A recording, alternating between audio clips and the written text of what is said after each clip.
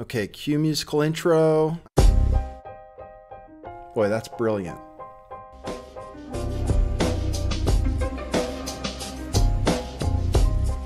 I do think some things in the world are real. Like you guys. You guys are real. Most of you. Most of my listeners, I think, are not just in my head. I think I have the metrics to prove it. You've taken a leap of faith today. What is that sound? And I apologize if you take offense. I'm a little offended myself. Welcome to our show. Welcome to the future. What it is, joining you live from sunny California. It's a beautiful day today. I'm your host, Nathan Stoltman. I bring you the news, the real news. Hey, what it is, everybody. Thanks for joining me today. Thanks for joining me right on time at an unusual time, but still predictable, 11:11 a.m. my time. I have a really exciting show today. I can tell already from looking at the chat that it will be controversial. So it's going to be made more controversial when we decide to take calls later on in the show. So let me talk about how I introduced myself to our guest today. Our guest today, Deéte, who is, as far from what I gathered, psychic channel to extra-dimensional beings, the deceased, as well as a remote viewer. And I'm going to have to act like my audience and ask skeptical questions, but I really like Deéte, and that's why I'm having her on the show. I kind of believe in what she does. I'll give you that up front. So the way I was introduced to her was when I was researching Las Vegas, the Las Vegas shootings. Somebody early on sent me a clip of Pamela Arelin, who's a medium or described herself as a medium, who claimed that she spoke with Stephen Paddock. And then later, when I was broadcasting on Twitch talking about Las Vegas, somebody sent me to Deéte's page, or her YouTube channel, where she also had channeled Stephen Paddock.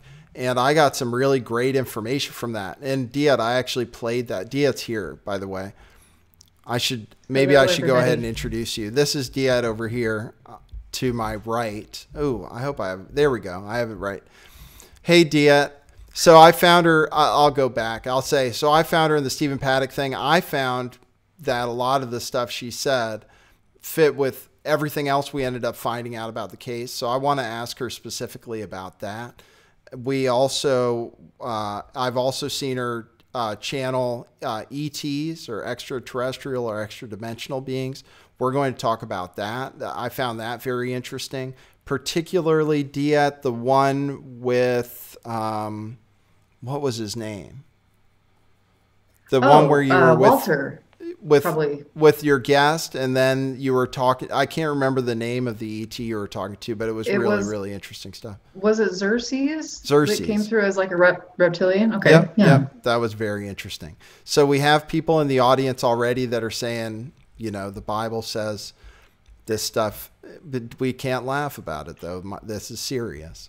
Yeah. So people are going to ask about that, and we'll have to talk about that. So, Deéte, thank you for joining me for this show.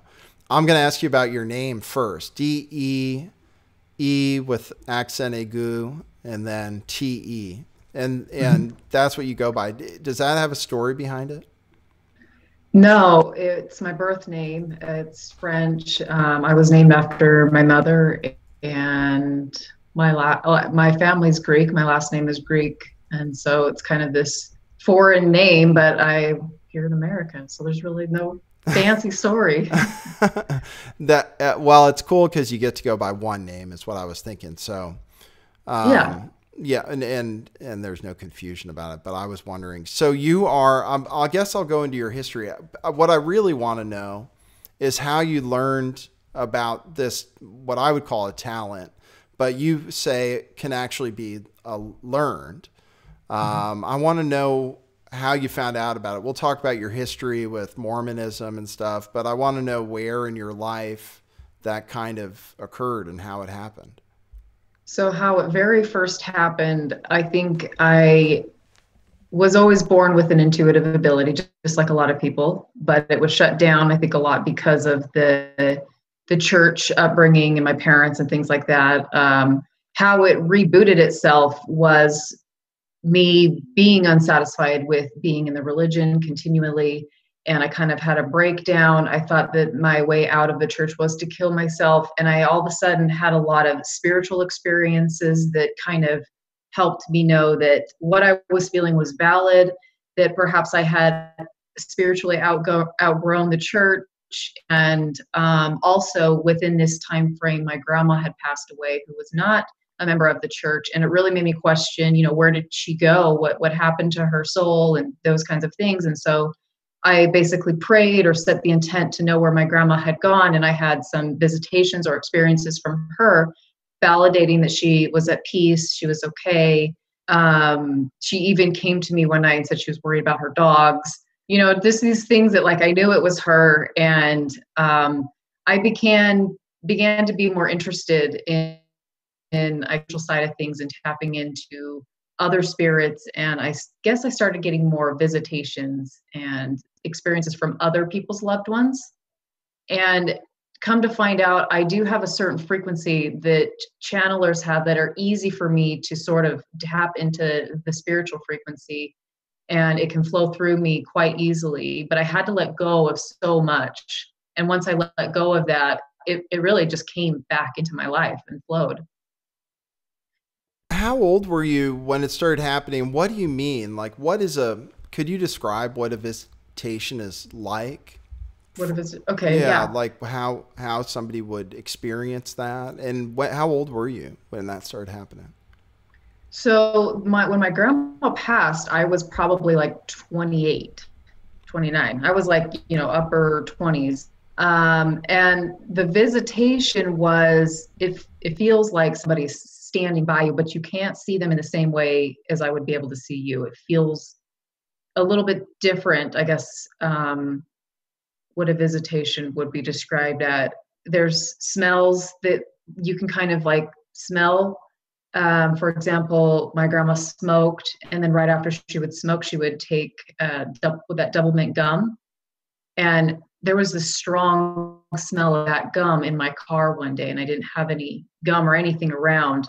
But when I got out of the car, I was overcome with the thought that my grandma was by me. It's just these weird sort of feelings and impressions, but you can't see somebody like you do in the physical. I've had a lot of clients that have said they've had visitations after a loved one has passed with dreams. It feels like they're having a dream with them, and it feels so real. And then they wake up and they're not there, but they still feel like they're with them. I'm trying to think of any other really, really vivid visitations that I have. Basically, it just feels like somebody has come and stood next to you, and you feel them, but you can't see them with your eyes. You And can maybe see like little wisps of energy or things, but and how do they communicate? Like, how does the communication come in? Is it a kind of telepathic, like a voice in your head? Do you hear something? Because I get yeah. the thing, and maybe a lot of people get the thing where you hear a voice in your head, more of a God thing, I suppose, but it's your voice, but you know that it's not you, sort of thing. Mm-hmm. How does it come through to you when you're having these kind of visitations? Yeah, so you would basically shut your own thoughts down and allow them to give you an impression of the thought that they're giving you. And it kind of does sound like their voice and your voice mixed through the filters, but you know that you didn't come up with that thought. Like, I wouldn't have thought about my grandma's dogs. I didn't care about them, but I heard her say, I'm really worried about my animals and blah, blah, blah. And so I knew that wasn't mine. And even though it, like you said, it does sound like you in a way, it's coming through your mind and your feelings, it doesn't feel like it is yours. Um, there's the thoughts, and then there's also like your body sort of feels like it needs to do something. It like responds based on the energy that it's feeling, but your mind doesn't necessarily consciously understand. So maybe you're out in the street playing as a child, and all of a sudden you just feel like there's something dangerous with being in the street. So you step back. You don't necessarily hear a voice, and you see a car zoom by that wasn't going to see you. Your body just kind of has this natural response and a feeling. So that's another way to kind of tap into energy and have it communicate to you. And so what did you end up do? So you ended up having this experience kind of in your late 20s, early 30s. And what did you think to do after you started realizing? And then it sounds like you had people approach you or spirits approach you for to maybe send messages or pass along messages to their loved ones who are your friends or neighbors. Is that kind of how things progressed? Because then we get on to your YouTube channel where you have very interesting people you communicate with. So what did you end up thinking you should do with this talent you found? Yeah, that's a good question. So, yeah, so I started having visitations from other spirit. Right after this, I volunteered at this like educational place to help grade papers. And I had a lot of messages from people that have crossed over, mainly with traumatic deaths. And that's when I really started, I guess, to have faith in what I was feeling was true, because people were like, "How did you know that she died in a car accident?" And I was like, I just felt like she came to me and I had to give you this message, which is not easy. That's actually the hardest thing that I've gone through is giving somebody a message from spirit. It's just kind of weird, like you're like, what do I say? Or what, like, it was a really hard hurdle to get over about how I would present it without being like the weirdo, but also making them feel comforted and loved or, at peace with what had happened with their loved one. So that's where it started, kind of slowly giving messages to people around or people that I knew I would feel comfortable with. And then I woke up one morning feeling like, well, okay, I guess I should say this first. I had several visitations from beings that didn't look human. They were now, the frequency was changing into not loved ones that had crossed over, but beings from other frequencies. They didn't look human. They had a very different feeling. Their emotional body was just very different. And they were saying that they were like fourth dimension and higher. They were not of earth. And that there had been quite a big darkness overcoming earth. And they wanted my help to help bring light to that so that people would understand what really this planet is getting itself into. And I agreed, but I didn't know what to do. I was just like, okay, that sounds good. And a couple nights later, I woke up feeling like I needed to channel Princess Diana. And I just did it and I posted it on YouTube and it got a lot of positive response. So I just kept going with whoever I felt came to me to deliver a message. So it's really interesting, right? And people are, I think, going to think, people who are skeptical, of course, are going to think, well, why are these people contacting you? And I've watched your channeling of Tesla and George Washington and Aaliyah. And I guess that you have a YouTube channel and you're doing something about it. So now people can see it, right? The way I saw the channeling Stephen Paddock. But what would you say to that? Why do you think you were chosen? And did that happen very quickly that you ended up having the extra dimensional contact with what people would call ETs?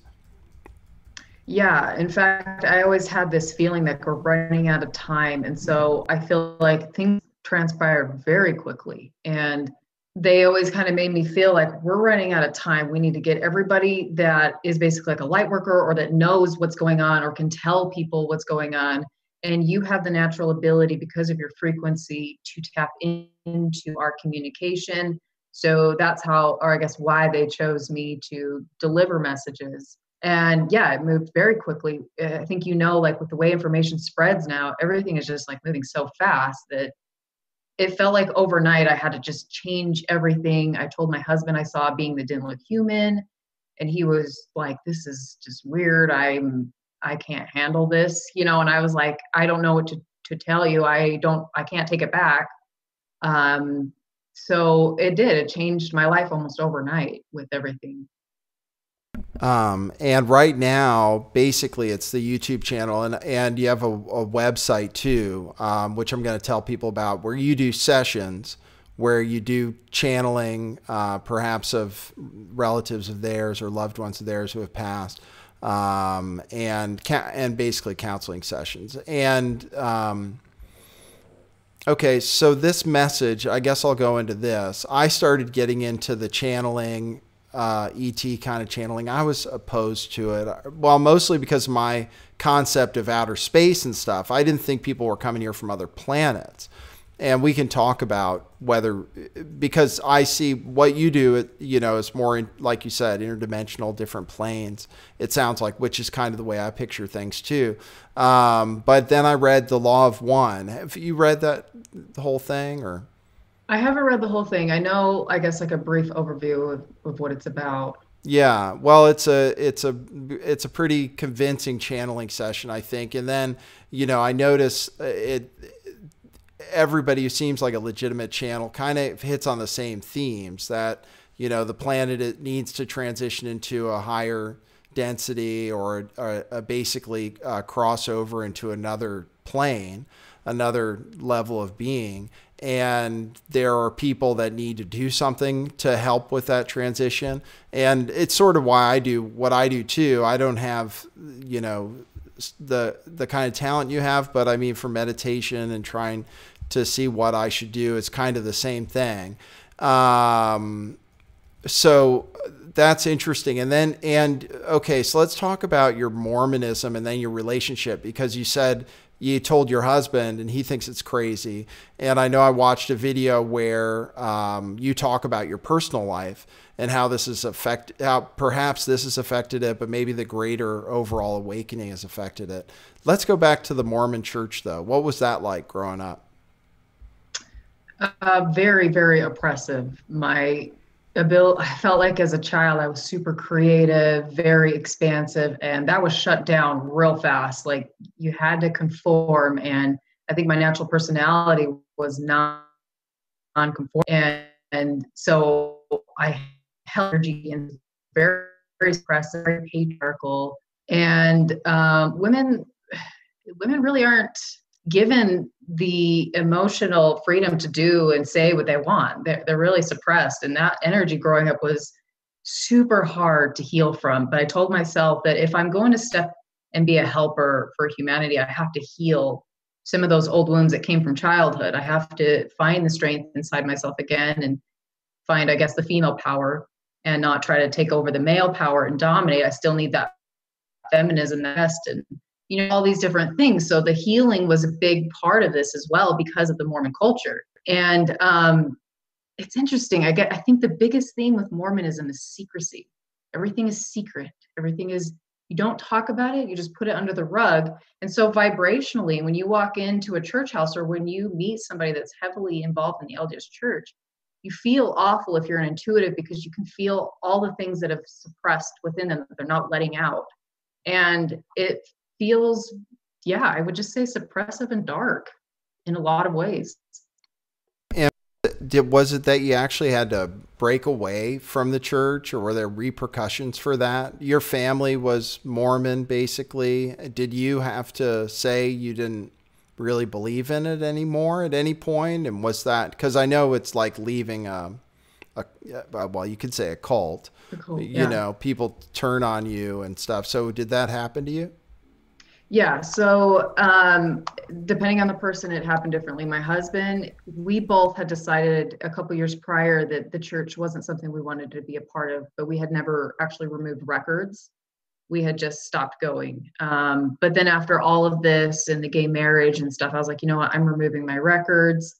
And I think he wasn't sure. And then also with the ET visitation, he was like, this chick is going crazy. This is weird. Because his mind, even though we've left the church, his mind still is very conservative, very Christian-like as far as like, the principles of black and whiteness. And so I lost him for a while. I moved out because I couldn't take back what I had seen, and I couldn't take back what I had experienced emotionally. And so I said, I have to continue on with my path. You have to go with yours. So I lost my husband at the time. I moved in my grandma's basement, who is super Mormon, like pioneer style, but I didn't have anywhere else to go.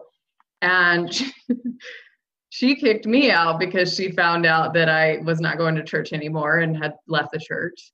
So I was like, okay, where am I going to go? And luckily my parents, they're pretty progressive and open-minded. And if I don't talk about ETs and channeling, they're okay. But if I say I've left the church, they're, or if I talk about the ETs, they get weird. But if I say I've left the church, they're okay with it. They're progressive. So I consider that I still have my family, but I can't openly talk about certain things. I have to find what my limit is. And a lot of times it's very shallow with what I have to talk about. But it's funny because when I committed myself to really following through with this path and what I felt drawn to do, the friends that I had really fell by the wayside. I realized we didn't have anything in common at all. And it was more based on artificial relationship anyway. And it just naturally went away. And so I rebooted my whole life. My husband's family doesn't know exactly what I do, but my husband ended up taking me back, or, saying, let's work on this. I want to understand this. I want to open up because I feel like it can be a good thing. I just don't understand it. So, there's still a lot of secrets, and I've asked him to move out of Salt Lake because I feel like there's so much a part of me that cannot speak fully about these things without getting shut down. But I mean, we've built a life here, so it's so hard to just get up and leave all of a sudden with just that one event that had happened. Yeah, you were talking about that. Well, you were talking about, I think, people can maybe relate because what you're talking about is an awakening, basically. Mm-hmm. And I think for channels like mine, we talk about the truth or what have you. And when people learn the truth, then they realize kind of the things they talk about in everyday life aren't really consequential. And you lose friends for talking about things, for example, that 9/11 was an inside job, or that Sandy Hook, shootings were a hoax. You talk about that stuff, you lose friends too, and you definitely can't talk about it at Thanksgiving dinner. So I think a lot of people can relate to that experience. So you, for some reason, I want to ask some personal questions. So you got married as part of the Mormon Church, and had children.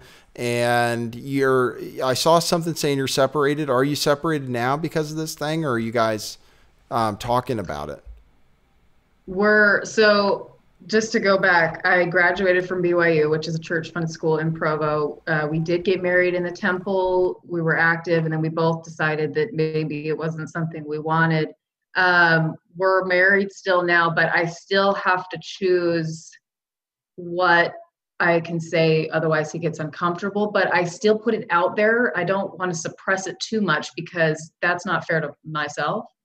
Like the chemtrails, for one, like we get pounded in the winter for chemtrails because the government wants it to snow, or whoever wants it to snow. So the ski resorts make money, but it's been like 60 degrees. Like it's not snowing. We got pounded. And I told him, like, I brought it up and I didn't hold back. And he was just like, no, it's not the chemtrails. Like it's not, you just can't, it's too much, but at least I say it so that maybe a seed is planted somehow, but who knows? What do you recommend? What will happen? What do you recommend to people who are going through that? Well, what, so is it worth it? I guess that's the question. Is it worth it to stand up for yourself and then really go down your path? Kind of come. Yeah, I actually have a lot of clients, like you have said, that have had this awakening experience, both male and female, and their partner hasn't. And they've had this life together. And then all of a sudden it's like, okay, I'm seeing things very differently. I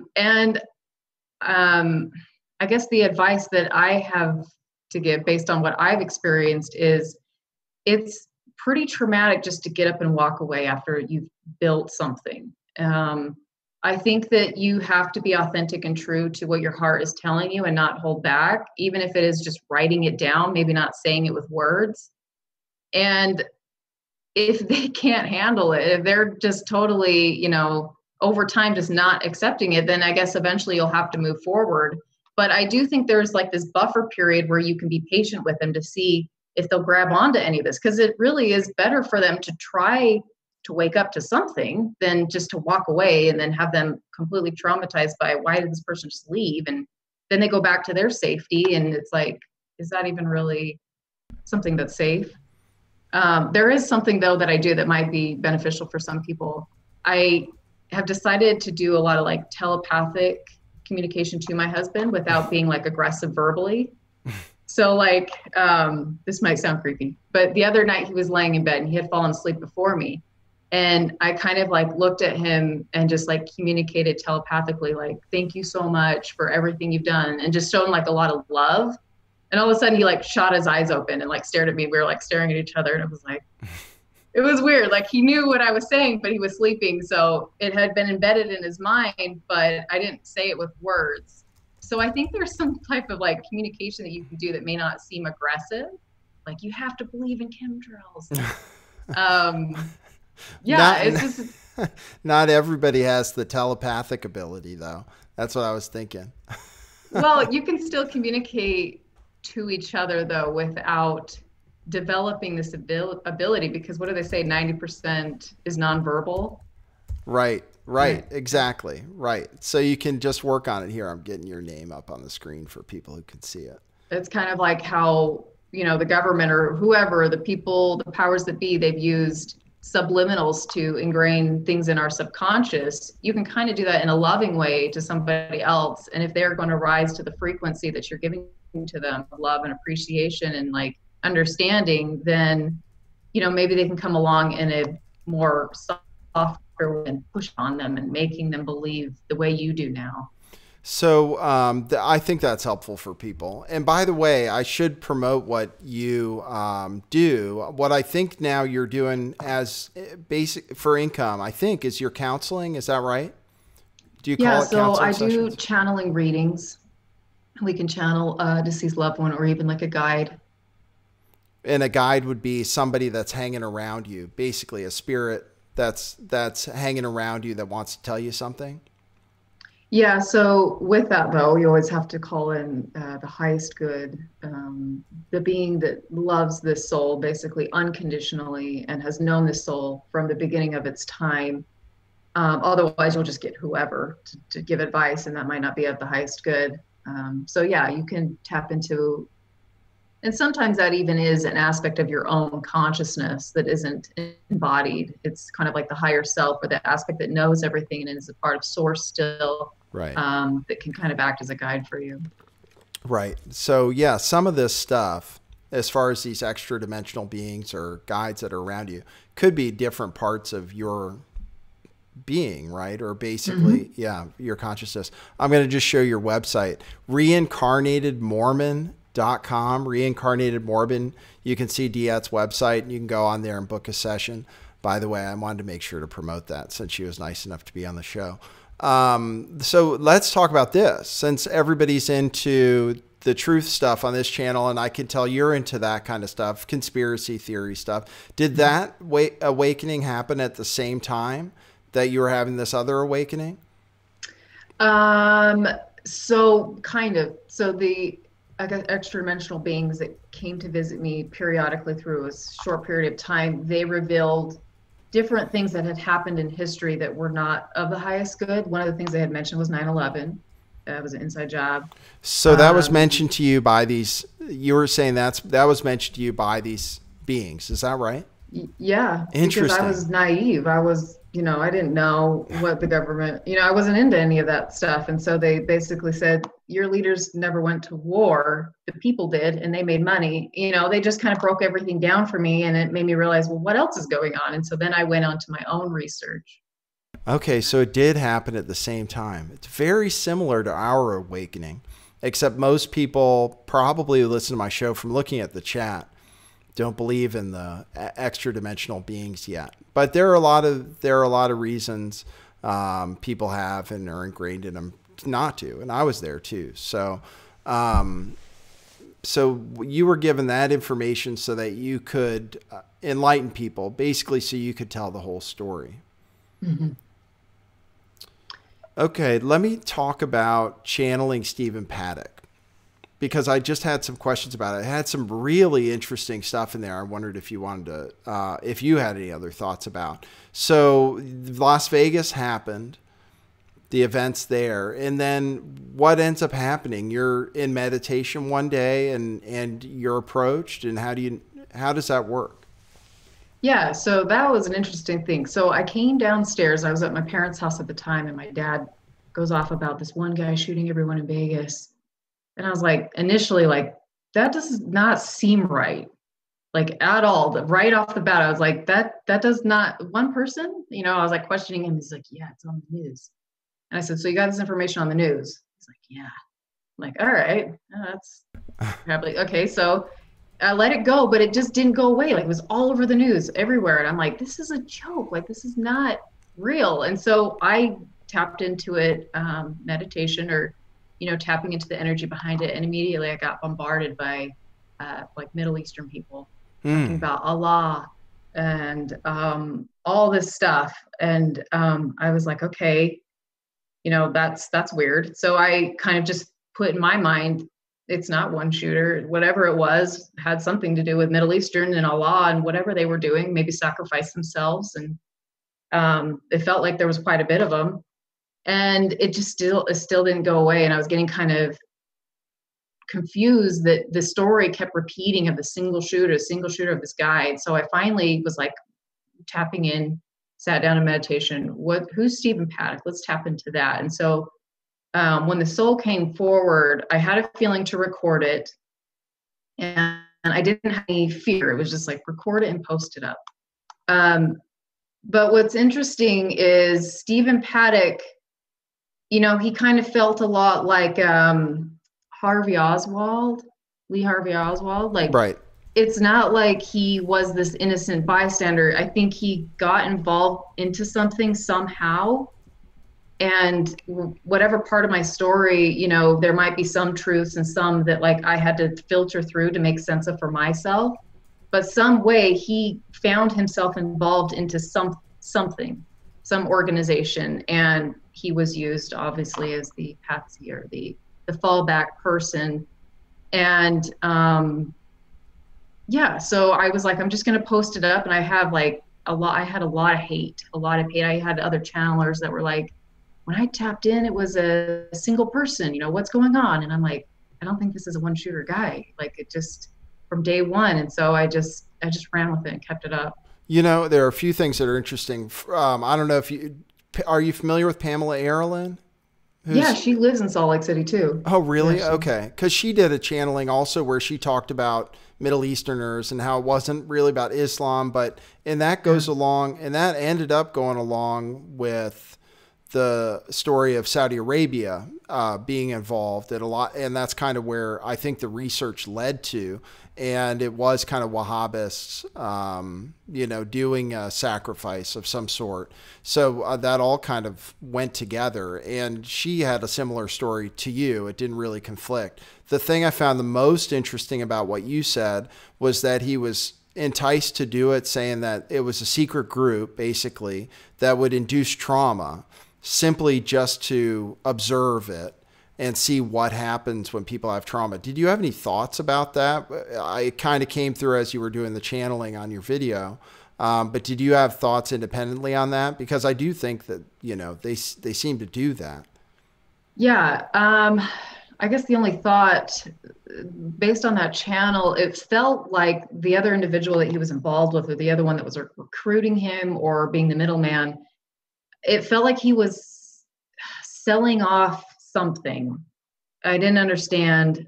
And maybe they do organize these trauma events and sort of sell it to different organizations. I don't know. It felt like he was using it to go into a certain direction as far as like selling or promoting. And then I don't know what research has been done. I haven't looked into it since, but I know that a lot of corporations benefited from the event financially, right? And right. So that could also be, who's going to financially benefit, follow that trail. And then, kind of who's behind it and why they get these guys that want to sacrifice themselves for Allah. And it's interesting because during that channel, it felt like Stephen or, whoever the individual was really pointing that everything was very strategic, military-like. It wasn't like a group of guys underground got together and were like, let's just do this cool thing in Vegas and see how it goes. Like it was very strategic, very thought out, there were people in specific points,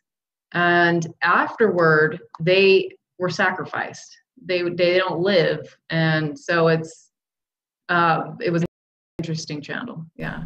That's information you can't get from just doing the research on it. That takes a little bit of inside knowledge. So it's really interesting, whether you believe it or not, but it's hard. The thing with the channeling, it's hard to believe you would just make up this stuff, I suppose that's what people say. I'm not sure how you do it, but let me talk about ETs.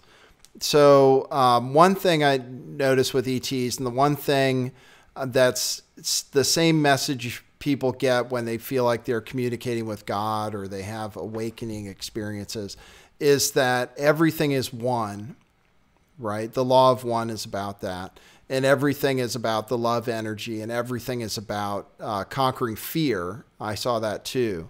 So is that the universal message? And is this a critical time? Because the one thing about the New Age stuff, right, which the ET stuff comes into, because they're talking about a New Age, I talk about basically New Age stuff, is that it never really happens. It's always imminent, right?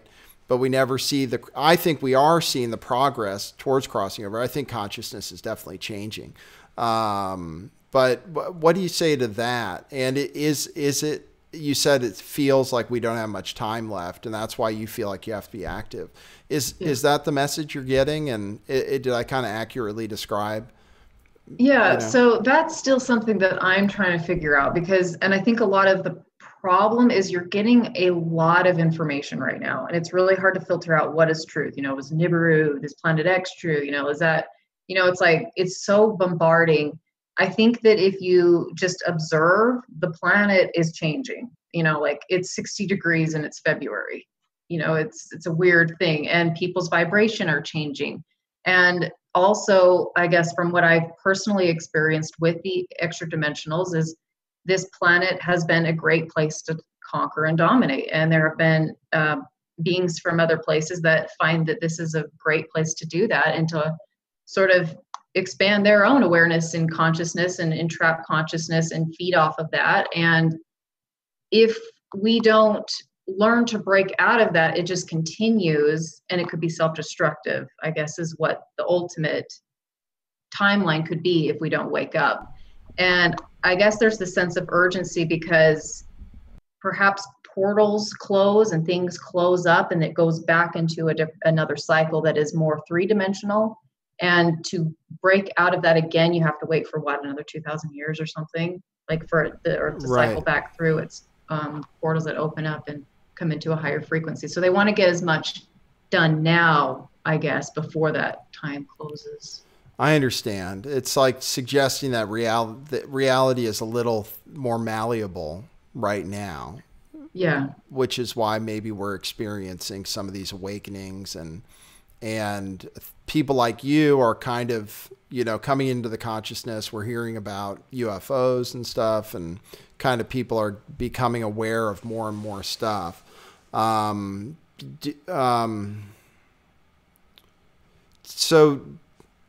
So do you think we're making progress? I mean, from the responses you get, do you think there is an awakening going on, or that it's just that those are the people we end up talking to? Do you think there's a change happening? And do you have confidence we're going to make it? I guess that's the other question.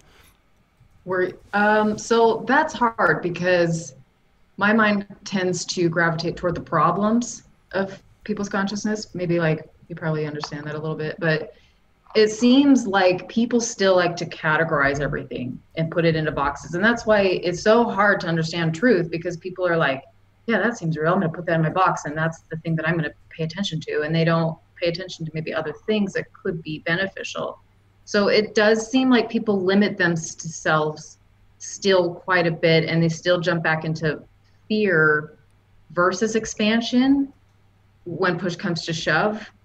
That's only, and I don't want to sound negative, but it's just like the human way. Like if push comes to shove, you're going to go back into what feels comfortable, because it's so scary to really jump into the unknown, even if it is more expansive or better. Like it's just.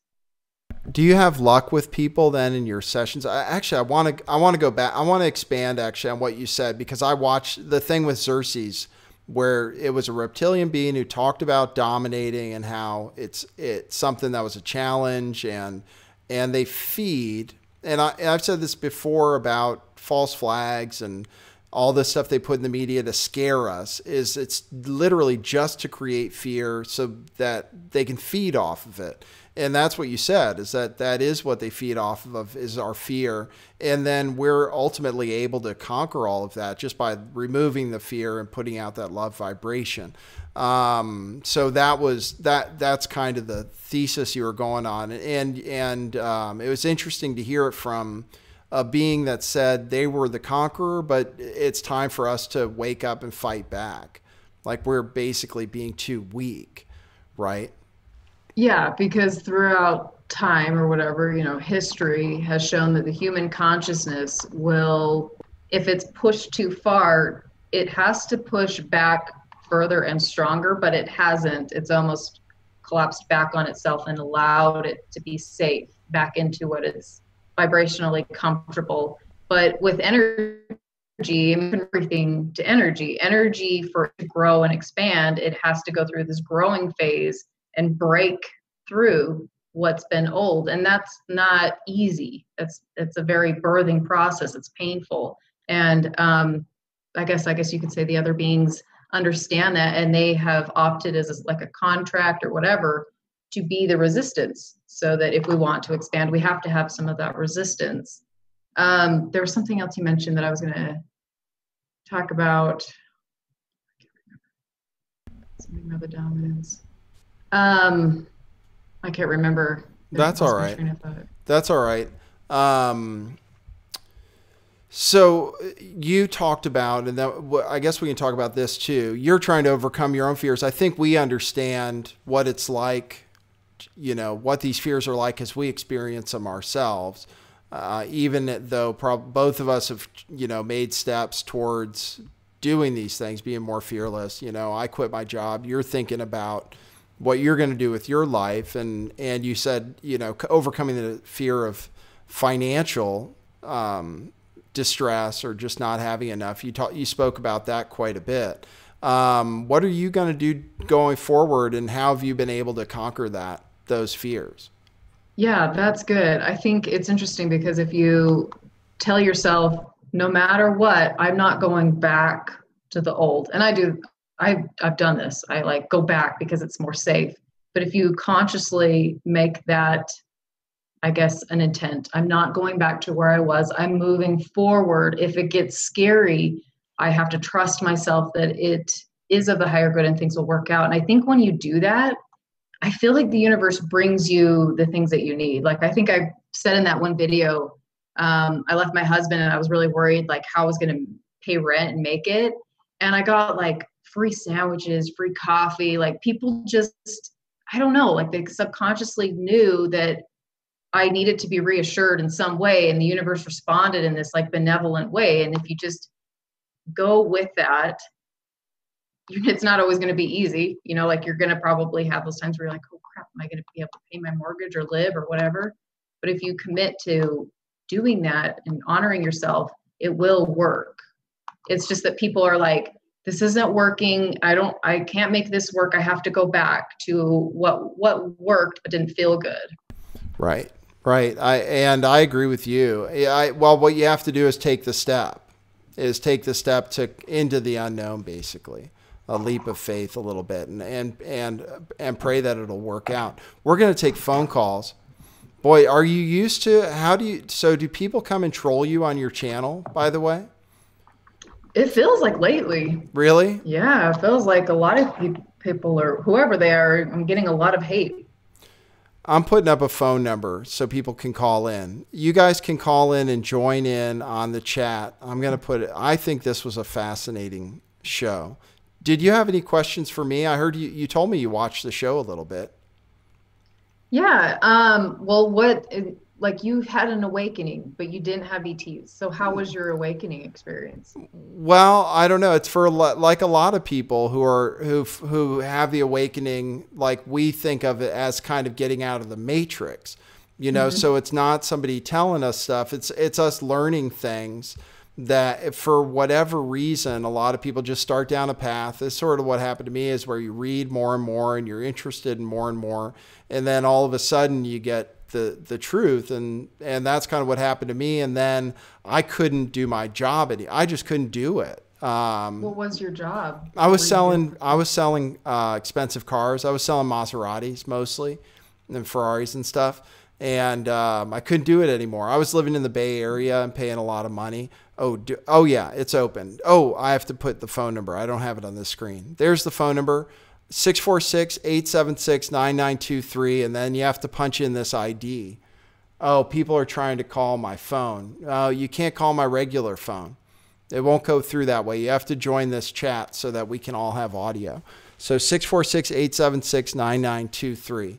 Yeah, so that's the way the awakening works for us. We find out, for me, the biggest thing was when I watched a video on 9/11 and I saw that 9/11 was staged. So you had to be told that.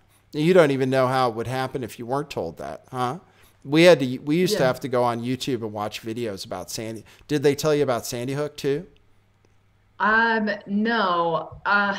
There was a couple others that they had mentioned, but I don't remember at the time, that I think were similar to Sandy Hook. And just, I think that maybe I had to be told because of my upbringing. Like, it was so hard for me to understand anything outside of this religious structure. And I almost was so scared that I was going to kill myself. Like, it was so intense.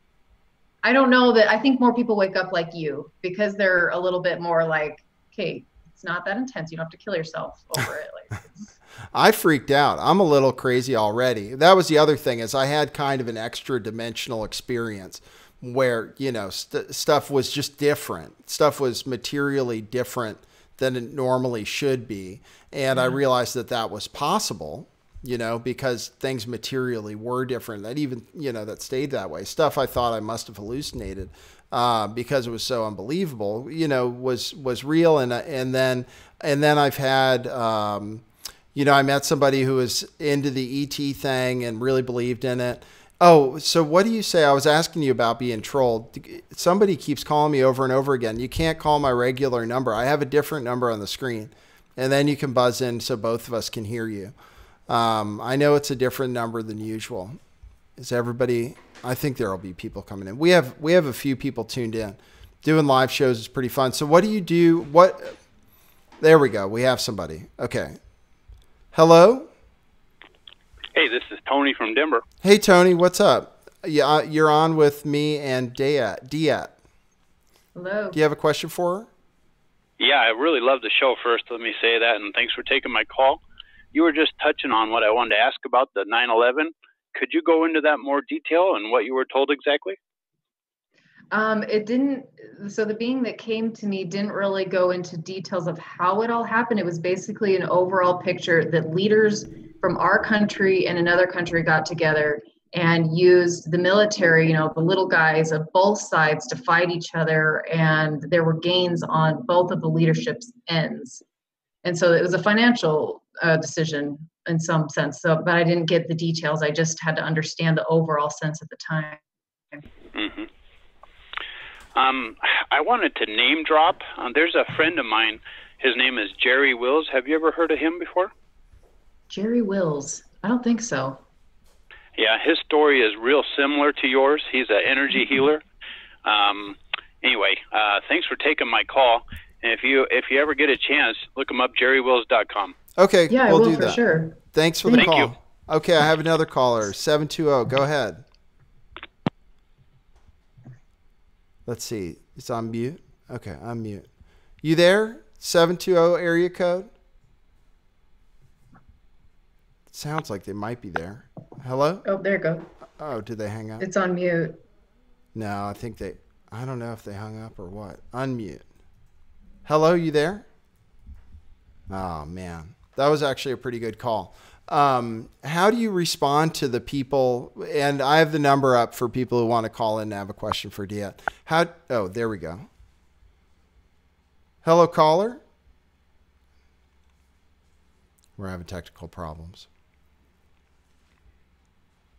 It looks like the caller's there. Hello, caller. Somebody keeps calling my regular number as if that's going to work. We're kind of. How do you respond to the trolls that come into the chat, or do you deal with them? And what do they say to you? Yeah, so I guess there's a way to block them. I haven't done that yet, and I've just kind of let it happen. Maybe even disable the comments on a couple of the videos. But other than that, I haven't really done much. I probably should be a little bit more aggressive with it. I just kind of felt like just post your video and whoever wants to take it can take it, or they can, question the material and move forward in their own research. And it doesn't necessarily involve if it's right or wrong for you right now. Right. I just kind of have let it be. And Oh, there we go. We have somebody. Hey, you're on the air. Hey, hello, this is Sam. Hey, how's it going? Hello, this is Sam from Germany. Hey, Sam. How are you doing? Yeah, I'm fine. I'm fine. I thought I'd call in because you have such an interesting guest tonight. I would like to know something about the if your friend knows something about some incidents like 9/11 in Germany or in Europe, and if she has some information about that, like the Charlie Hebdo thing, for example, which I thought was a complete fraud or false flag. Is there anything that she can tell us about things outside the US, like in Europe? So I don't know any specific event and the details, but I know that throughout time, even in the Vietnam War, there will be leaders in almost every country. They all meet up depending on what it is that they're going to gain, because they need financial banking, and that's in specific countries. So I would conclude that whatever country you're questioning has been involved in something related to America in some sense, but I don't have details right now. You're saying basically there's collaboration between world leaders for events that happen like that. Yeah, he was asking about specific events like Charlie Hebdo, but basically the message you were given, if I'm saying it back right, is that there is this corruption. There are these governments working together for various reasons, and they do put on fake events like this. So yeah. Okay, so the 727 number just called in. You've been trying to call. Oh, right. Did you have anything else, Samir? No, thank you. I just wanted to mention, great show. I love what you do, and please continue what you are doing. Okay, thanks. Thank you. All right, cheers. Have a good day. Good. Bye. See ya. Hey, 727 number. You were calling on my other line. Oh, hey, yeah, sorry, because I spoke to you yesterday on the other line. I apologize for that. That's okay.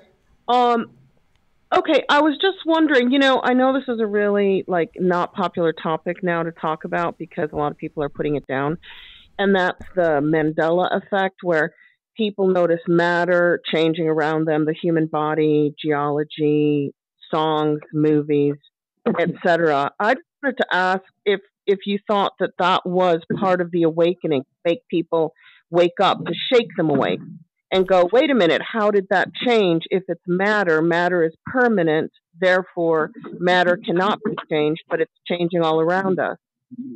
Are you familiar with that, Deéte? Yeah, She's talking a little bit about the Mandela effect, which involves remembering things as being different than they are now. And then some people that extends to the physical world around them and stuff. Did you have any thoughts on that? So she's bringing up something that makes you want to curl up in a fetal position and cry. Because then all of a sudden your reality doesn't feel real and nothing feels safe anymore. No, Exactly. The Mandela effect. Yeah, I don't get much into that because your mind can spin in circles and then you curl up in a fetal position and want to drink wine all night. But basically, you have to remember that, what is it, like 80% of all matter and physical body is like a gas based on biological elements. And so it's not permanent. It's definitely not permanent. It can be malleable and changed. And what changes that is thought. And that's the interesting thing, is thought can change anything. And that's what a lot of secret societies and even leadership, people that are in secret societies from leadership, they teach that thought can change anything. And something to consider, I guess. Well, I kind of see the people I meet who are Mandela affected and are willing to actually speak openly about it without embarrassment. They're kind of catching on to the fact that consciousness rules matter. And people who aren't Mandela affected that I know in my family, they have no idea that their thoughts have any power. Mm-hmm. Yeah, it makes sense. Thanks for the call. I appreciate it. Thanks. Yeah, that's a tough one. All right. Hey, how are you doing? Yes, go ahead. Hello? Go ahead. Is this 267? Nathan, what's up? Hey. What's up, Nathan? This is Greg. You hear me? Yeah, we can hear you, Greg. What it is, man. I just wanted to thank you both for all your hard work, and I just wanted to know if maybe she was aware of what the overall thing is with the whole chemtrail spraying. Do you have any information on that? Yeah, so that was I channeled that, as well as there has been some remote viewing on it. And what we know so far, I'm sure it goes even further, but what we've learned so far is that part of the chemicals that are sprayed does have an effect on your mind and thought. And it is a way to sort of mind control, depending on what is sprayed, when is sprayed. So it's not like all the time, every time they spray, you're going to have this certain chemical that will mind control. Because I do think a lot of it does have weather manipulation properties, but sometimes they will have this, I guess, property that can alter the state of your mind, almost to a sense of like, it changes the frequency. It's almost like they're putting frequencies in the air that's like screaming on a vibrational level, and that can really kind of drive you crazy. And it does halt expansion. Yeah, I definitely feel like so I'm outside all day, 8 to 10 hours a day, and I feel like, I don't know, pressure, and I feel like confusion in my mind, and I don't know if it's all just in my mind or what, but I'm out here every day working, and I'm also documenting the spraying all day. So, well, I definitely appreciate that. I just think it's a multifaceted agenda, just like anything else, but thank you both. Thank you, Nathan. I appreciate having me on. Thanks a lot. Yeah. Thanks a lot. Cheers. Yeah, that brings up a question, Deéte. I think I'm trying to see. Oh, wow. I have more callers. That's great. But that brings up a question. I'll go to the 303 caller. Is that, so there is this thing going on. I was thinking about that. Almost like it's imprisoning us, kind of, right, Deéte? That they're doing something to control us and our thoughts. Is it possible that if you raise your vibrations enough, that you're just not affected by that stuff anymore? That's the thing I wonder, because you're still able to do the things you can do. I don't feel negative effects from a lot of that stuff anymore. Is it possible to protect yourself from it, or do you think there are things that protect people from it? Yeah, I think that as your vibration raises, you pay attention to, I guess you kind of incorporate other tools that can combat that, like meditation, clearing the mind, or, eating healthy foods, these type of things that other people maybe aren't doing. And then the effects are worse for them, especially too, if they are heavily involved with technology or just not paying attention to their own energy field that can trigger their own biological makeup. And then the chemtrails, of course, like enhance that. Okay, yeah, that's a feeling I get too. So it's interesting to hear, and great, really interesting question. I wish I'd thought to ask that on chemtrails and what exactly they are. They're spraying the crap out of us. I'm curious where he's from, because in Salt Lake they spray really heavy in the winter. Yeah, they were spraying here. Just they've been spraying pretty heavy here too. Okay, I think I have a caller. 303 area code. Hey, this is Tony from Denver again. Sorry, I got another quickie for you. Go ahead. I wanted to ask about the flat Earth. I'm dying to ask. Sorry, what can you tell me about the Earth being flat? Yeah. Okay. So I've only tapped into this one time. I've been wanting to. I think we're getting remote viewers or something together as like a team to check this out. But the one time that I did tap into it, the being that came to me said, "Consider it." It was never a yes or a no, but a very strong sense that our planet is not what we're thinking it is. But I don't know if it's flat. I don't know for sure. I just, it was more of consider the idea, and consider the idea that our planet isn't exactly how you've been told. Do you think NASA is faking outer space? I would say yes. I haven't tapped into it intuitively or remote viewing with the team, but I would say for sure, yeah. And the moon landings are a hoax? So I think the person that trained me in remote viewing might have said that they were staged. I think he did have a team together that viewed it, and they had found a lot of things on the moon that they could definitely not reveal to the public, and so they had to restage it. Oh, so they actually went, is what you're saying? That's what the viewer had told me, the one that trained me. What was his name? I don't want to give it over just in case if any information was like misconstrued. Was it Ed Danes? No, but I don't know if you've heard of oh shoot, what's the one? Mm-hmm. There's a YouTube channel. The guy that I know is Ingo Swann. Yeah, so he's written a whole book about the moon called Penetration. He's the most famous remote viewer. Yeah, so there's a guy though, I think it's called, I can't remember, but he's on YouTube, and he trained the guy that trained me, and I think Ingo Swann trained him, but I can't remember. Mm-hmm. Jerry was really good friends with Ingo Swann before he passed away. Him and Kathy used to go visit him all the time and do some healing work for him. But basically what I heard that had happened on the moon, and I don't know if I'm getting all the details correct, so take this with a grain of salt, but basically there were other ET that had claimed the moon as theirs, and our government bypassed that.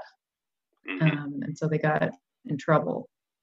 Yeah, Ingo Swann's book, Penetration, he wrote about there being naked men on the moon.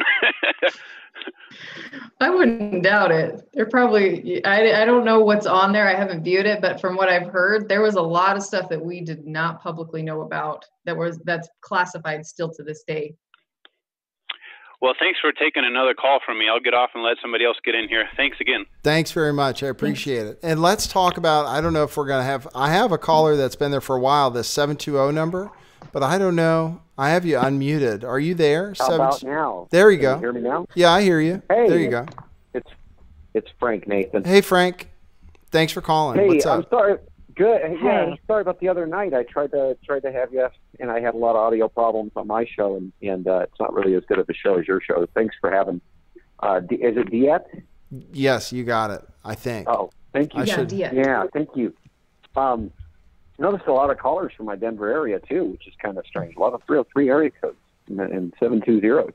But I just wanted to add to that Ingo Swann thing that the the idea behind the moon is that it's actually already been running for a long time. In fact, that's where they do the afterlife programming. When you leave your body and you go up there, you get caught by the light at the end of the tunnel, and they just kind of reprogram you with a whole bunch of new karmic stuff and send you back down here again. It's been quite a message, or quite a machine for a long time. Do you have anything to say about that one, Deéte? Yeah, so I've heard about like the fake light after death. I haven't viewed that, and I haven't tapped into it. Basically, what I do know is consciousness does get, I guess, categorized based on vibration, but I still would like to think that it has a loving frequency if you've lived a good life. So it's kind of a weird. It doesn't get everyone, but it's a rather useful tool for some people to keep life on this planet working in a certain way. And as far as addressing the flat Earth, you'd mentioned that it's not the way we look at it. Nathan knows this about me. I'm also a channeler, but I stick to really bad radio and bad sci-fi. But the nature of what you were talking about with the flat Earth, that was something that the Vedas did a pretty good job of explaining about the difference between densities and dimensions, if that makes sense. And that's why a lot of people are still very conflicted and confused about kind of the nature of the field. I mean, we're actually in a field. We're standing in a field. There's no curvature. There's no plane. There's a field. But then when we try to kind of come up with our own interpretation of either our density or our dimension, there's something can be misconstrued. So we do have a flat plane, a bit of a density that we work off of. And I would revert to the Vedas. These are thousands of year old Eastern books that you may know of in the Hindu religion. Mm-hmm. And it talks about kind of the levels or the layers of reality that are flat planes. They're projections. And through that projection, you get the illusion of a three-dimensional globe that we're sitting on. Does Does any of that resonate with you? Yeah, I haven't looked into it, but that does seem, because the one thing that I did get on an intuitive level or through the channeling was that we're in a layer, we're in a dimension within a dimension, but I didn't understand how that fit in with like a circular sphere or a flat earth. So I kind of just put it off to the side to see if I could fit it in logically later on. But I did get that we're in sort of a layer within a layer. And it would be interesting to get a team together to remote view or channel and just feel into kind of how this, because your body knows how things feel. Like your body will know, but logically and maybe with your mind, you can't make sense of it because we've been told so many different things. So I feel like if you had a team, you could feel into how this system of where you live would look like. I believe that's the important part to all this, is creating the right kind of community, and that's part of the nature of the quote-unquote psyops or the LARPing games that we get from media or quote-unquote people in charge. There's nobody in charge. They're just people that are placating to certain melodramas and trying to give the illusion that they're important. That's the nature of like our governments right now, where they're still playing this strange, LARP, and we can't even get a real idea from NASA, who's supposed to be kind of in charge of telling us whether we're getting into space or not. So they absolutely lie. Everybody absolutely lies because they're all confused too. So, this is the age of waking up and joining new communities and doing exactly that kind of stuff. So thanks for letting me break in and drop a little bit here. It was great talking to you all. I'll let you get back, but thank you so much for answering my question. Thanks, Frank. Thanks. Appreciate it. Okay, I have another caller. Are you there, 239? Yes. Go ahead. Yes, I'm here. I'm not from Colorado. I'm actually from Florida. Okay. Okay. I love her stuff. I can't pronounce her name ever. I apologize for that. And I watched you do some. Thank you. Okay, so I've watched your Stephen Paddock channeling, and that was pretty fascinating. And I don't know how much you've been keeping up with the Las Vegas stuff, but yesterday on the SGT report, he actually made a pretty notorious discovery about the Paddock brothers owning property that abuts Bohemian Grove. So in your channeling, I remember you talking to him about he came to an agreement with the government. Like somebody approached him at the bar and he just was very interested in it. But I don't remember you ever saying, like, what was the time frame before the whole entire Las Vegas situation happened? Like, was it a really long time? Because what I'm like naturally leading to with, all the child pornography found on he and his brother's devices is that, and with that location to Bohemian Grove, I'm almost wondering if they were involved in like a child trafficking in addition to like a weapons thing, and he was kind of forced to do it because they just had him. They had all this information on him, and he was involved in this really deep stuff. But my question was, what was the time frame of when he was sitting at that bar having that conversation with that odd government official to the time where like the people were shot in Las Vegas? That's interesting. I wasn't given a time. I should have tried to tap into that or ask. What it felt like from the time that he had met someone, whether it was a bar or whatever, it felt like there was at least 3 to 6 months for training. I felt like there was this like less than a year time of training and somehow. But that's all that was kind of clear. I would have to go back and maybe view and see if I can get more. I would say 3 to 6 months was from that meeting until the actual event. But who knows I don't know if he was involved with other stuff prior. Yeah, if you didn't seem to mention any of that, he just sounded like he felt like he was in a safe place, but kind of away from other people for now. And I don't know, I didn't get a sense of like guilt from him, like a whole lot of guilt, just like he was glad it was over kind of thing. Yeah. Yeah, I can barely shave. All right, hold on. I have somebody trying to drive and shave at the same I have somebody talking. Okay, did you have anything else, ma'am? No, that was it. I was just wanted to bring that up to space and get kind of clarification on that. You guys are great. Love you both. Thank you very much. Thanks for the call. Okay, whoever's talking now. Who's talking now? There's someone I hear on the phone. Who's that? I have a 318 and I have a 5. There we go. Go ahead. This is Titus Frost. Hey, Titus. Great. Titus Frost has another YouTube channel, Deéte. He's a friend of the show and a Christian, so he's going to have some questions for you. Go ahead, Titus. All right. So I heard that you were talking about you were channeling spirits, and I guess you come from a Mormon background or whatever. So I don't expect you to believe in Jesus Christ or anything like that. But my question for you is in the Bible, it says to test the spirits. Have you ever asked these things that you're channeling what their opinion about the divinity of Jesus Christ is? Yeah, that's actually a very, very important question. That probably actually could take most of the show right there.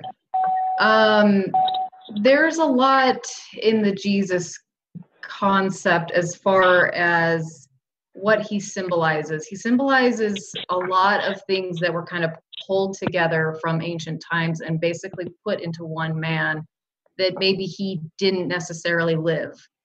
Okay, so to answer your question in a quick way, how do I answer that? The blood sacrifice for the savior of the soul, that I don't know how to answer your question, because it's a very tricky thing, and it's not answered ever directly, because the blood sacrifice isn't really something that's going to save humanity. It's more of what he represented energetically, if that makes sense. If I can interject for a second, what he represents to a Christian is the Savior. And the question I'm asking you, it doesn't matter what your opinion of that is or what your opinion of it is at all. My question is, have you ever asked them, yes or no, about their opinion on the divinity of Christ? And do they say that Christ is not God and not the Savior? Yes or no? I got that he was not a savior. Okay, so from my perspective, these spirits are from the Antichrist. That's my response to that. My next question for you is, you claim to have psychic powers, yet all I'm hearing from you is generalities like, oh, Stephen Paddock likely, met with a government agent because I feel that way. Do you have any specific predictive powers like, oh, there was going to be a connection between him and, something specific that we can look back and go, okay, she predicted this, then it came true later. Like, do you have any dates of specific predictions that prove you have any psychic abilities whatsoever? So you're talking about future predictions. That is something that I actually decided not to do because I don't want to change what humanity can create on their own with their own thoughts. So I don't future predict. You can tap into the future, and based on like the current vibration of like humanity's consciousness, you can kind of see where it could go based on right now, but that can always change. So predictions are very, very volatile, and they can be very dangerous to get into. So for your question, no, I don't get into predictions, and I don't predict anyone's future because that's up to them. Okay, so just leave predictions aside. Is there any way that you could, tell me what episode of South Park I'm thinking about right now? Or something like that. Give me some example that you actually have. I don't even. So, okay, well, let me explain how that would work. I'm not going to do that, but let me explain how that would work in an energetic psychic type ability. So for my mind, I have probably only seen 2 South Parks. So for you to come up with any South Park episode, in my mind, to not really understand which ones to tap into, I would probably go into symbolic. And then I would have to interpret that. And that's where the filters come in. I would say, oh, I see this and this happening. This is how it's feeling like. And that could be dead on, or you would have to help me put the pieces together because I wouldn't know how to interpret something like that. And then your mind would go into symbols and emotions, and that I can already be said translated. the episode name in the chat before I called in. So I just wanted to see if you could like sort of prove to me that you actually have any psychic powers live on air at all. Like just is there any proof that you can show me of this? There's no proof. There's no Okay. proof. It's something like with the, you know, the blood sacrifice of Jesus and being your savior. You believe it or you don't. You believe it with your heart, or no, I can't believe prove it's it. based on the fact that, you know, Jesus couldn't have possibly walked on this earth and fulfilled all of those prophecies mathematically. It'd be a mathematical impossibility for one person to fill that many prophecies that were written, in most cases, thousands of years before he was born. So there's my proof. It's called the Bible. Now I'm just asking you for your proof of your psychic powers. I don't have proof, but there actually is proof that several people wrote the Bible. So you're pulling different information from several different people. You don't know one man did that. Everyone knows that several people wrote it. It was written by men. That's well documented. No one's arguing that. Right. Well, I don't have any proof. There's nothing I can do to like sit here and prove it in this moment. That would have to be just, you know, through time and what you want to believe, really. Well, do you have any examples of where you've proved it in the past? I mean, I channeled Paddock like a couple of weeks after it happened, and nobody believed me. But then come to find out, there had been several theories that he wasn't a single shooter. That's probably the best that I could come up with at this moment. People were saying that within hours of it taking place. I was saying that within hours of it taking place, that it looked like a false flag and there might be multiple shooters. I mean, that doesn't mean anything to me. There was some interesting stuff. I'll break in, and then this is I just wanted to give a challenging call to you since I gotta get we back had to that. work, guys. Okay, all right. Thank you so much for taking my call. All right. Take care. I love your show, Nathan. Thanks. Guys. Thanks. And hopefully he'll hear this. So and thanks for taking that call. Just to get that point of view, because I told you Titus has another YouTube channel. He's very Christian. I'm Christian in the sense that I believe that in the figure, the Christ spirit or whatever it might be. And but it's hard to say if something that was written down about somebody being blood sacrificed is exactly what happened. And interpreting the Bible takes interpretation. But you did say, you know, I should point out, Deéte did say some pretty specific stuff about the Las Vegas shooting, about the way Stephen Paddock was approached, about there being Middle Easterners involved, which I don't know if anybody was aware of. I wasn't aware of at the time I'd heard it. I was wondering if it was a hoax at the time I heard it, so it was enlightening to me, but there was specific stuff in there. I have another caller. I want to talk about what remote viewing is since we brought it up so much, but let me go ahead and take this other caller. 303. Hey there. Thank you for taking my call. That was a tough call. She did really good. I missed the first part of your show because I didn't get the notification. So you may have already addressed this. If not, if you have, just tell me and I'll go back and rewatch it on the replay. But I have for most of my life felt this it's like intuition. For example, when I was watching the TV the morning that the towers were hit on 9/11, I knew that it didn't happen the way they said it. I just felt it. And I have feelings about people. I'll just be with them, and out of nowhere, I just feel like what's going on. And I have freaked some people out when I was younger because I would say it and they'd go, oh, how do you know that? And they would get scared. And so I kind of keep that stuff to myself. And what I would like to know is how I can develop that further. And I had a brother pass away that we believe was murdered. And I would like to know how to work on being able to maybe get in contact with him, like how I can channel more to spirits or whatever, because I do believe in that. And I remember as a child, I had spirits, friends that would come around, but I seem to have lost that because my mother kept telling me it was demons, and that isn't true. That isn't what's happening. And so I got scared. And then so that kind of left me. So I'm just wondering if you can maybe get a little advice to people who may have some intuitions and how to develop it better. Yeah, that's a good question. I actually want to do classes eventually. I'm working to get sort of a teaching paradigm together to do like group classes, because there are a lot of people that come to me and say, I do have this natural ability, but I don't know how to use it, or, I don't know how to use it for the higher good.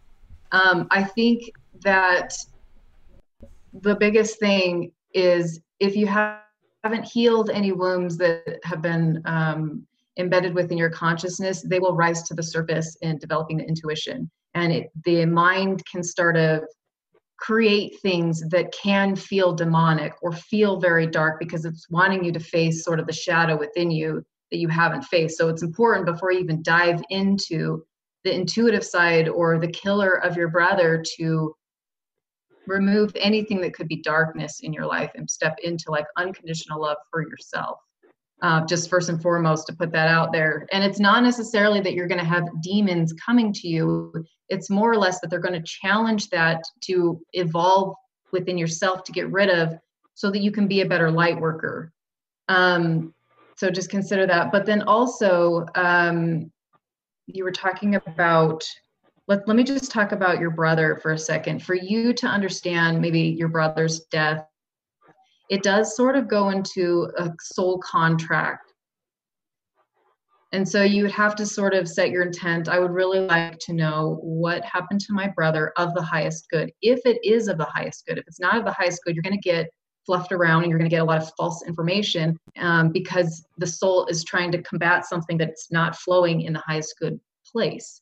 So come with that perspective. And then I would try the remote viewing tactic where you write sort of your intent or question on a piece of paper.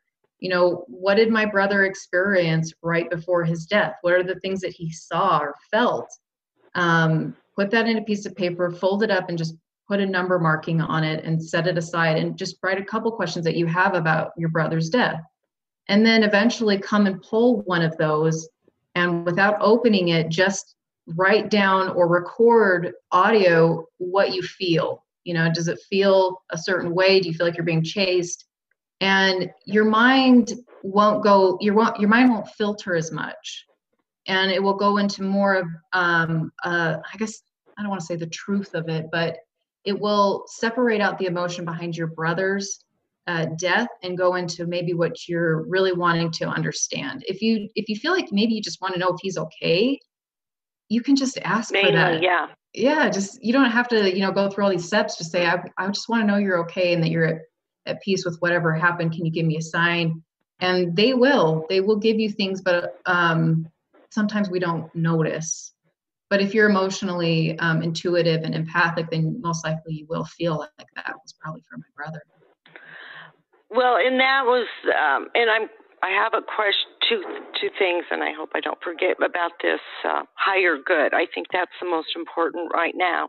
You were saying, so I can understand, hopefully confirm what you said, is that trying to contact him, it has to be for the higher good. Is that what you were saying?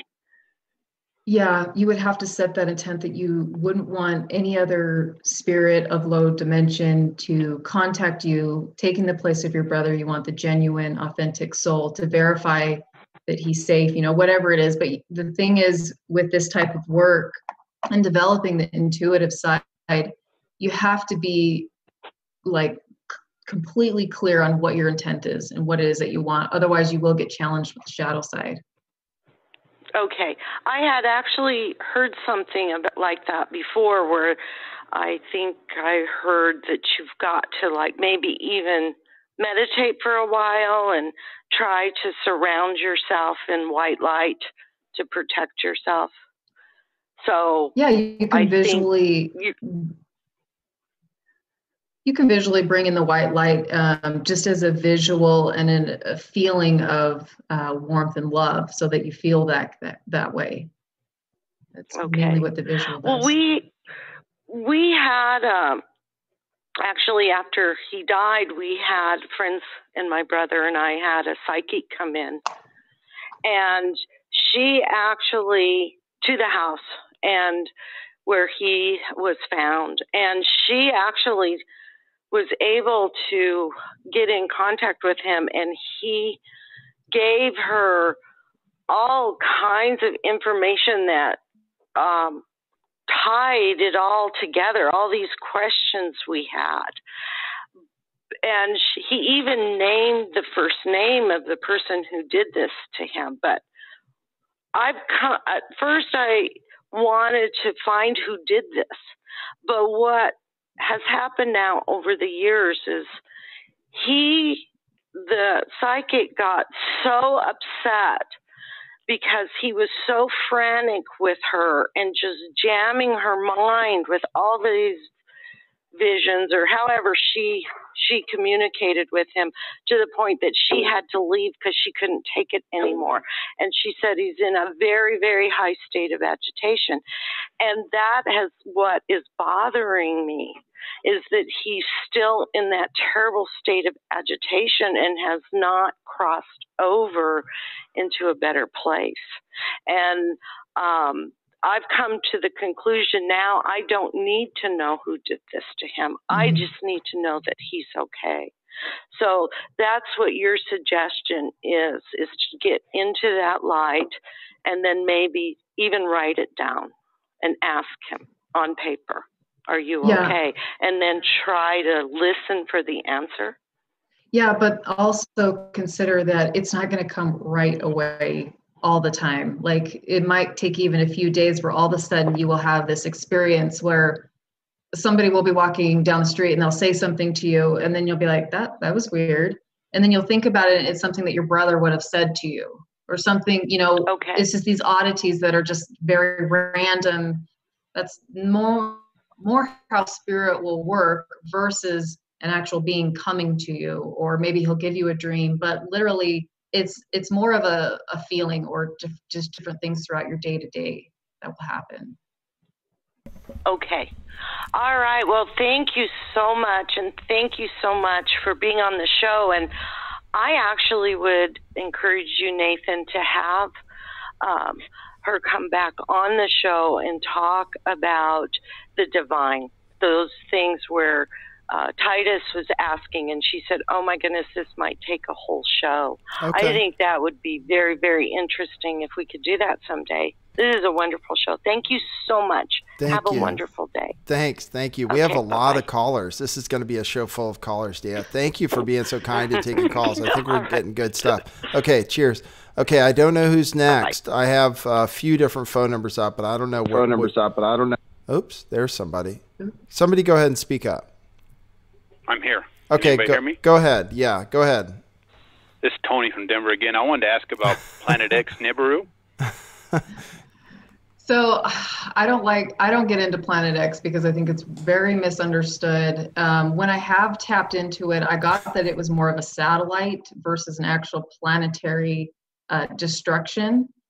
That's all I really intuitively tapped into. When people bring it up, I don't usually connect with it just because it creates a lot of fear. People think that it's going to like crash into Earth and all of a sudden, everything's going to change. But I got that more that it was a controlled orbit of like a satellite. Thank you. Can I ask about reincarnation? Go ahead. What are you wanting to know about what can you tell me? Is it real? Does everybody reincarnate? So, does everybody reincarnate? It is real. Does everybody reincarnate? I would say no. It depends on the soul and how it needs to expand, and also where its imprisons are within the consciousness. If it continues to want to stay within its vibration and it finds that it doesn't want to break out of any consciousness or expand, it can just sustain itself in a non-body form until it decides, I guess, consciously that it wants to reincarnate, but it doesn't have to. It doesn't have, there's no like, not every soul has to reincarnate. What can you tell me about the Billy Meyer contact notes, the Pleiadians? I don't know much about that. Mm-hmm. What about Bitcoin Cash? Is that going to be better than Litecoin in the end? Good question. And then we'll let you go. Thanks, Tony. All right, see ya. Go. You don't have any thoughts on cryptocurrency, do you? Well, I guess the biggest thing with that is that I've tapped into is with the Bitcoin and stuff like that, the masses want to be in something that is digital versus like paper. But I do think that, I don't know if you want to call them elites or the more wealthy, they're going to still want tangible goods to trade. So it's going to have this is like the goal of this type of money exchange. Like, they want the masses to be digitally transferable, but they would still want goods to trade with any elites in, like, I guess, royal. That's, you know what, I think the same thing is that we're going to be all digital, except it'll settle in gold. It'll still, that gold and silver are still going to be a thing. Would you say that's possible? When you say physical things, don't you think gold and silver are part of those? Yeah, I think because it's a fine, yeah, I would say that would probably not go away. Right. I think so too. I think gold and silver are still good bets for people who are scared of cryptocurrency, which is very volatile. All right, cool. That's good to have your thoughts on that. Okay, I have two more callers. 802, go ahead. That 802 is Utah, isn't it? 801 is Utah. I don't know what 802 is. You there? 802 Frogs in the Pot from Vermont. What's happening? Hey, Frogs in the Pot. How's it going? Thanks for calling. What's on your mind? I'm doing well. I just wanted to say I'm greatly appreciating the show today. I was encouraged to call in based on, you know, the browbeating you unfortunately just received by the individual. It was trying to use the Bible as a weapon against people instead of a tool to help make other individuals' lives better. What he is forgetting, and what a lot of people forget, is that there is record of spiritual contact from beyond the grave and beyond this physical realm, recorded in the book of Samuel, when the king of Israel went to seek spiritual advice before battle. I'm not the type of individual that would automatically just write things off. You know, I have friends that are in the Mormon church, and they are perfectly accepting of my not believing the things that they believe. And I don't understand why people go out of their way to berate others. But I would say just stay strong in what you guys are doing. And you guys are a huge help to a lot of people, more than you know. I'm not going to ask any questions about, you know, how Bitcoin's doing or where the earthquake is going to happen next or anything like that. I just wanted to offer words of encouragement. And I would say that, you know, believe in you. Don't take what other people say about you into account when you define yourself. And other than that, I want both of you to have a great day. Thanks, Frogs in the Pot. Thank you. We still have more calls. Are you doing okay on time? It's been over an hour and a half, but these calls are kind of good. Are you having fun? Yeah, it's up to you. If you're good, I'll take the rest of the calls that are lining up. Yeah. Okay. Let me try 318. Hey, how you doing, Nathan? Doing good. How are you doing? Good. I appreciate the show, and I was trying to listen to her. I was trying to watch her facial expressions, and it feels like she's telling the truth. It's always hard to tell. I try to stay open-minded, but it seems like she was naming some people earlier that somebody trained her. Or she's obviously met some people that are into this. So, in your opinion, Dee, these people that you're around, and their opinion, I guess I'm saying, how old is the Earth? How old is the Earth? Interesting. Yeah. Oh, that's a good question, because I've always tapped into when humanity starts. That I've never gone into when the Earth actually was created. I've always was curious about when humanity began, because we know that our DNA has been sort of manipulated from other dimensions, in a sense, or beings that have come from other dimensions. So I don't know. I would say way older than we've been told. That's for sure. So wait, what do you think about humans? Let me jump in. What do you think then about humans? How long have we been around? So humans, I would say, I'm feeling like I want to say 200,000 years old was the first sort of set of humans, and then it's been reset, redone. So who we are right now wasn't necessarily the exact genetic makeup that we were 200,000 years ago, but there was something very similar. Okay, go ahead. Sorry, I had to ask that question. Go ahead. Okay, well, so a while ago you just commented, you said it's a lot older than we're being told. Okay, well, mainstream science says that the Earth is 14.4 billion years old. So how old are you saying? I don't know. I have no idea. I've never questioned. Okay, you said it's a lot older than what we're being told, and if you go by mainstream science. And I think it's difficult too, because if you consider like how planets or how structures are made in the universe, a lot of times it's a break off or from something else. So how old was that break off, and what is this, and how does it form? Like it's that's why I've always started with sort of like, when did the genetics of humanity most similar to who we are today begin? Because it's so hard to tell when a planet actually was created in the same sense that it is now. Especially do you believe in a creator? Dimensions. Do you believe in a creator? Well, okay, so I believe in like the universal source energy that creates everything. But then I believe that other beings have tampered with our genetic DNA that have helped make us who we are today. Okay, so basically all the chemicals, everything that we're being introduced with and psychologically has changed DNA. Yeah, that can change DNA. Your atmosphere can change your DNA for sure.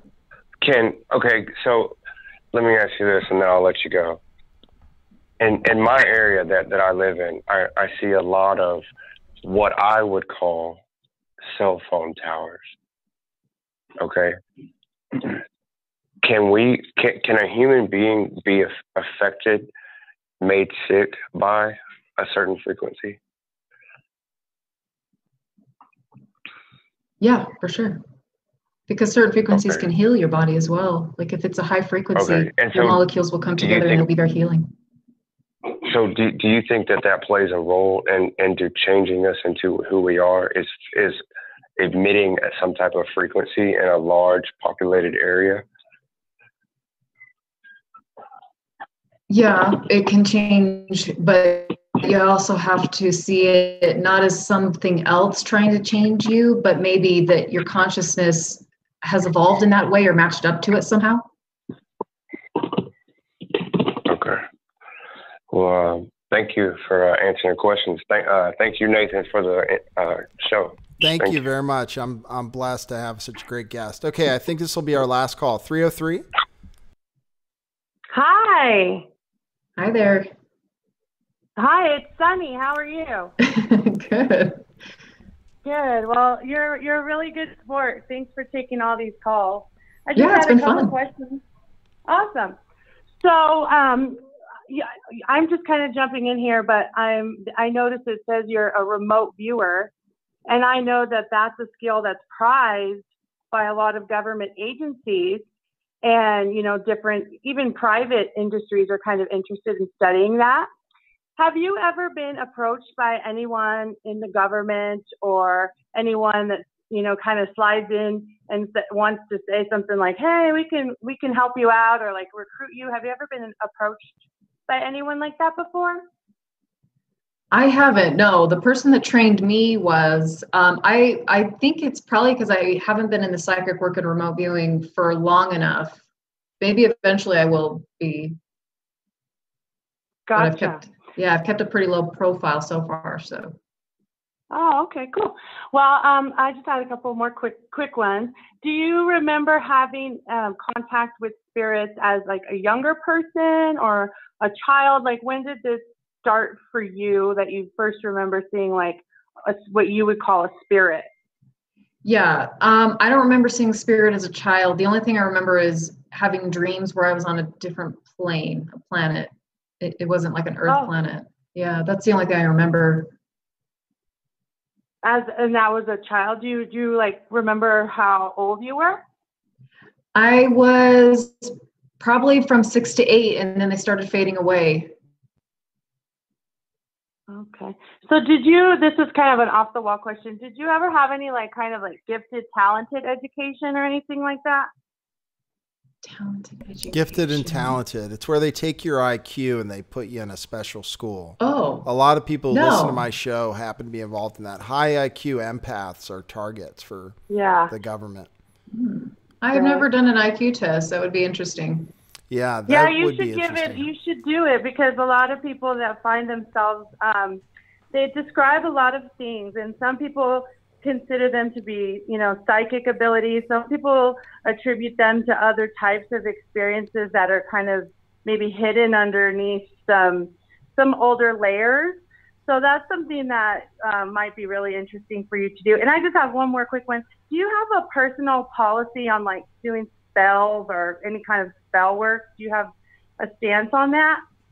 Sales?